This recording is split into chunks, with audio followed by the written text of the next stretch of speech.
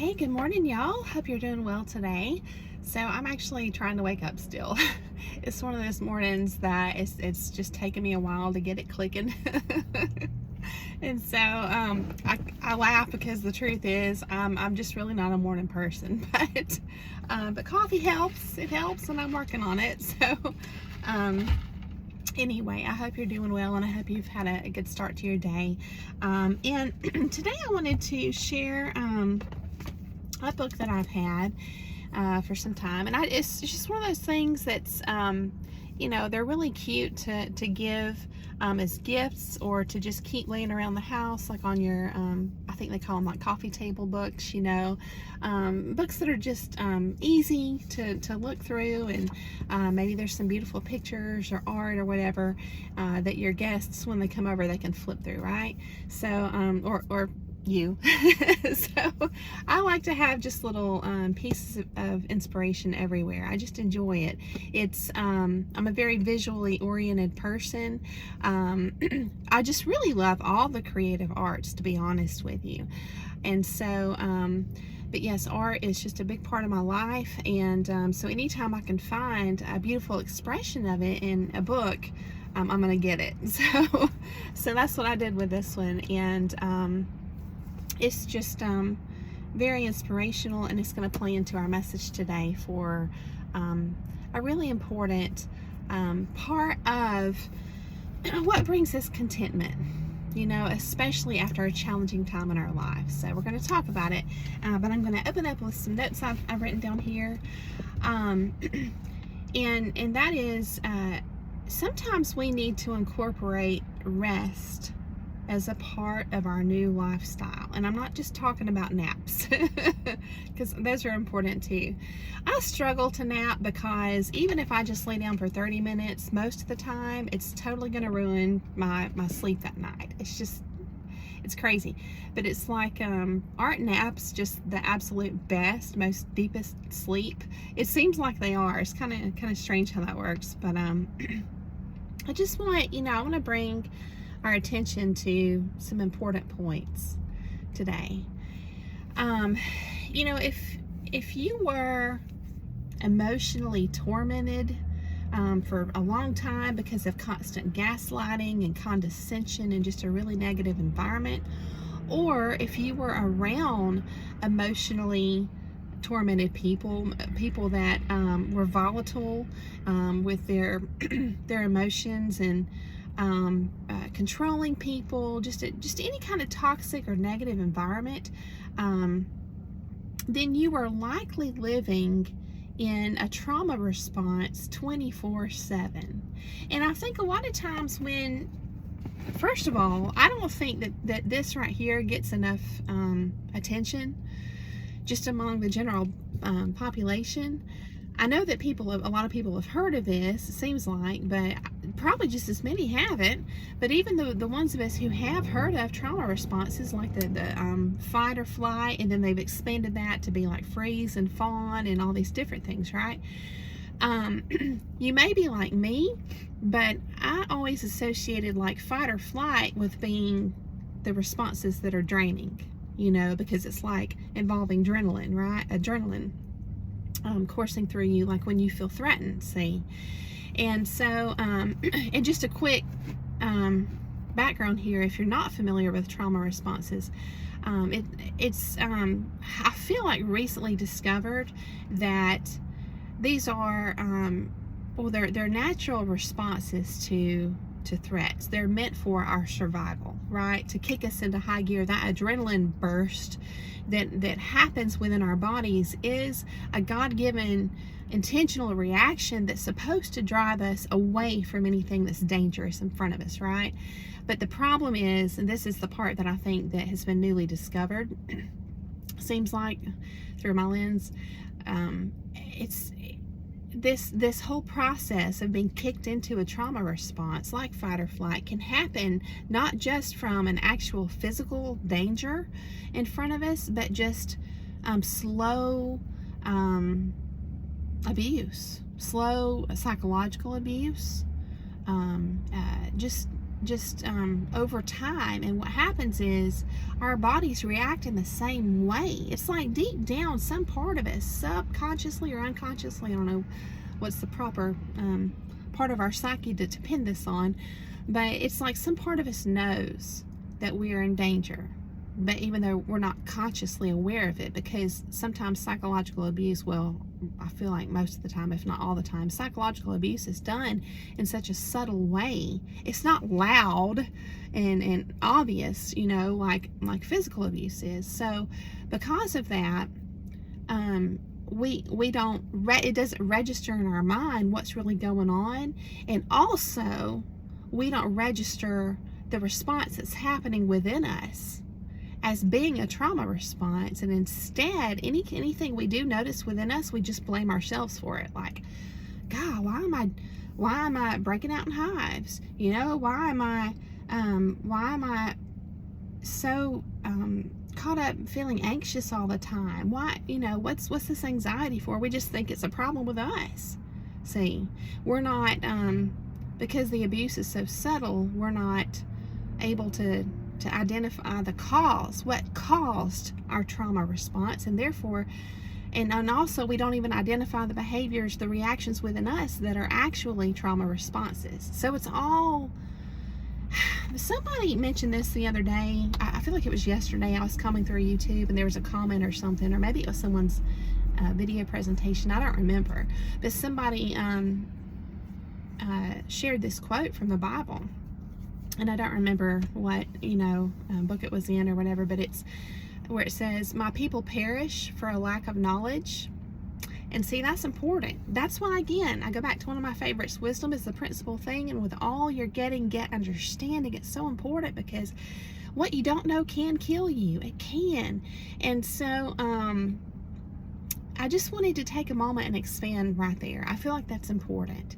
But you know, we associate the impact on our bodies as being intense with adrenaline rushes, which we associate with fight or flight.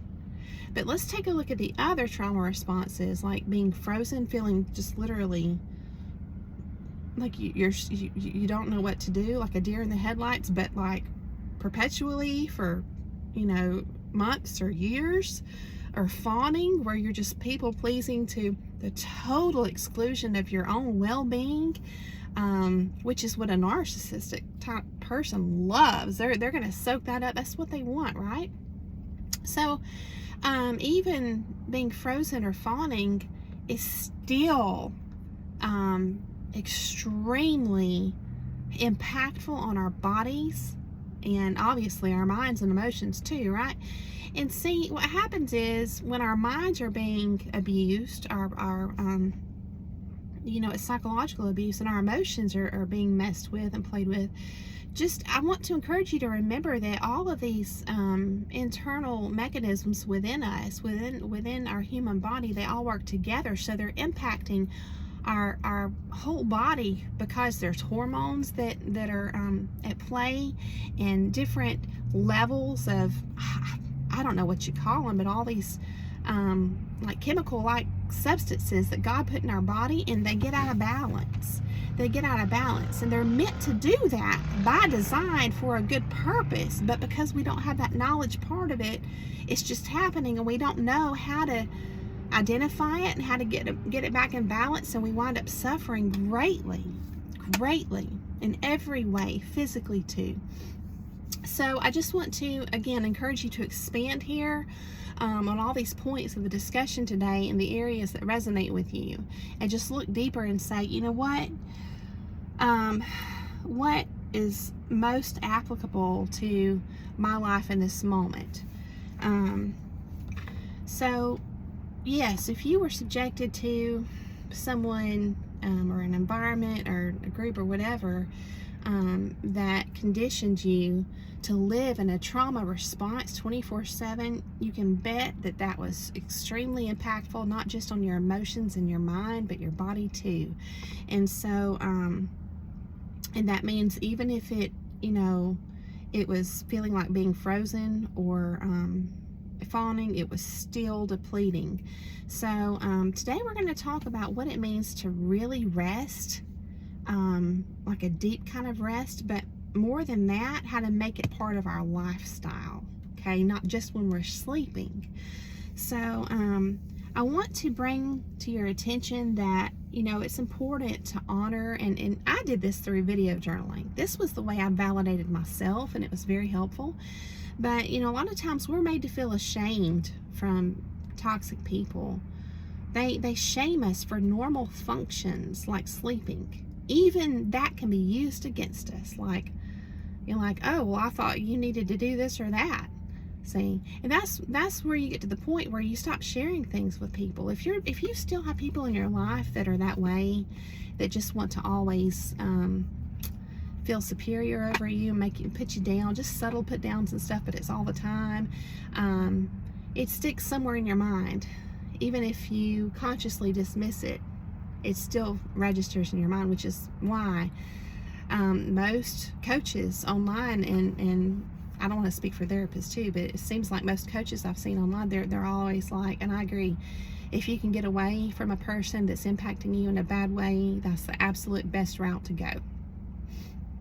Okay, because you can think that you're gray rocking and you're handling it, but it still is likely affecting you. But yeah, they can make you feel ashamed for normal functions like just sleeping, just resting.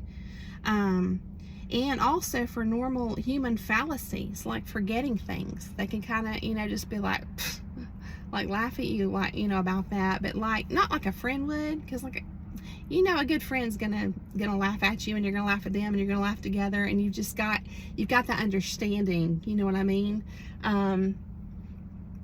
It's like a, you don't have to wonder about it. You just have that understanding that it's a very respectful connection between your friend. I'm not talking about that. I'm talking about these people who show all the signs, you know, or a lot of signs at least of just poking at you and lying to you and just stealing your energy, right? Narcissistic type people, that's what I'm talking about. They're gonna try to shame you left and right for different things. But during this time, what I have found, what happens in this conditioning, because you are being conditioned when you're subjected to this environment day in and day out for a long period of time, it's like you may have developed good qualities like commitment and loyalty to like pursuing goals. It may have turned you into like a very goal-oriented person who's very driven. But what happens is, in other words, there's good qualities that can come out of conditioning that was for this other person's selfish purpose, you know, because you're unaware and you're just going through this experience and you're totally naive of what's happening. But it can actually, this is my experience, it can, as a side effect, give you strengthen some good qualities within you, like I said, like commitment to goals. But essentially you're living out of balance, and that's the piece that is very depleting for us, extremely depleting for us. Okay, so it's important to not only get sleep and to get to a place where you're not shaming yourself because you've adopted this negative voice, external voice, and just, you know, absorbed it and taken it into your own, what they call self-talk or whatever. You don't want to judge yourself for sleeping too much. I mean, if your body needs to sleep, it needs to sleep. And I caution you against some of these energy drinks and stuff like that. That can be very dangerous. And caffeine pills and stuff like that. I just encourage you to please be careful with that, because they can be very dangerous. But it's so important to not only sleep, but refining your nutrition. I like to juice greens from time to time. I need to do it again.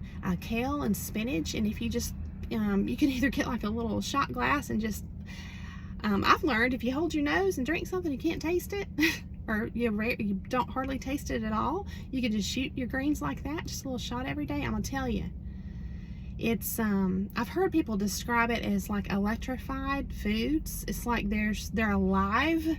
They've been described that way versus just nutritionally completely deficient foods, specifically greens. And if you juice them, it's almost like, I have experienced this, it's like this shot of clarity and clarity of mind and clarity of vision, and you just feel amazing. It's just very good for you. But if you don't want to do that, you can always just mix it in with a smoothie, you know, strawberries and mango and whatever it is you like. But I just encourage you to make sure you get your sleep in, make sure you take a look at your nutrition. The vitamins I take, I'll list them down in the description for you all, because I said a while back that I would, and they literally make me feel so much better the days that I take them versus the days that I don't.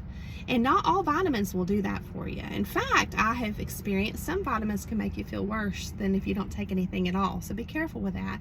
And I have had a healthcare provider caution me, saying that a lot of the things out on the shelves in the stores are not regulated, and so there have been like heavy metals found in supplements and stuff like that. So I just caution you to really look into what you're putting in your body. Everything that you put in your body. Look at the inserts, the labels, the people's feedback, and try to use discernment if it's real or if it's, you know, fake reviews put out there by the company itself or whatever.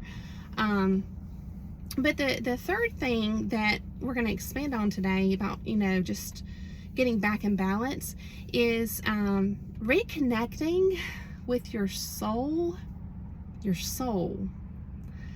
through, you know what I'm saying, through hobbies like art and music and photography and whatever else you like, you know, riding a bike, jogging, yoga, whatever it is. I just encourage you to just find what gives your soul rest. You'll know that it's the right thing for you because you'll feel rested and rejuvenated. That's how you know that it's meant for you, right? So these are the things that bring rest to your soul. And this is the kind of rest that I want to focus on, okay? So the cool thing is when you start making this effort and you start making it for yourself on a regular basis, okay? And nobody can do it for you. You've got to just be your own your own cheerleader here. Eventually, you'll start cultivating a mindset that is in alignment with this. And that's where I want to share this book, because it's all about that mindset, okay? But yeah, it was just a really cool book here. And yes, Be More Unicorn. It says how to find your inner sparkle, right? And I like that, how it talks about sparkle, because that's exactly what it's like when you're around a very negative person or environment. It feels like this divine spark we have inside. It's like they're just trying to like douse it and just put it out, you know, put out that fire. And we have to be in charge of rekindling that, because to me, that is the ultimate source of health, all around health, physical, mental, emotional, all of it. Is that fire, that internal fire, that's the drive. And I feel like it's representative of this creative force within us. And so if we start out here, if this has been kind of like almost put out, you're going to see the decline in a person physically and everything. They're not going to be able to carry on a conversation very well, or even string words together well. I know this from firsthand experience. It affects you so much. And so first thing is to get out of that environment. Absolutely get out of it safely, if and when you can. But when you're rebuilding yourself, this creative force, you know, like I said, this fire may have dwindled way down, and you may have to start out here and just use your free will, but your, not only that, but your willpower to do something out here that's going to rekindle this fire in here, okay?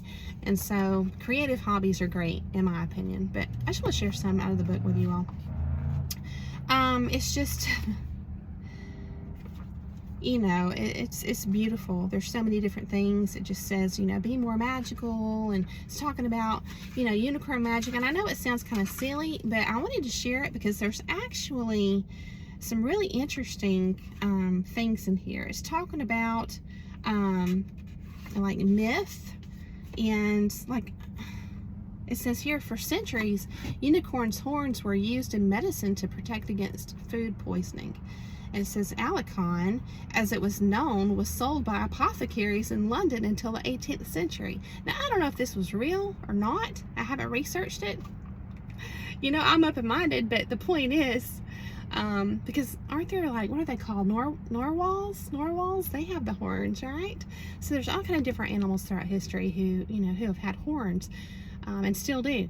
But, or if it was what they, talking about this here, this being sold by apothecaries in London until the 18th century.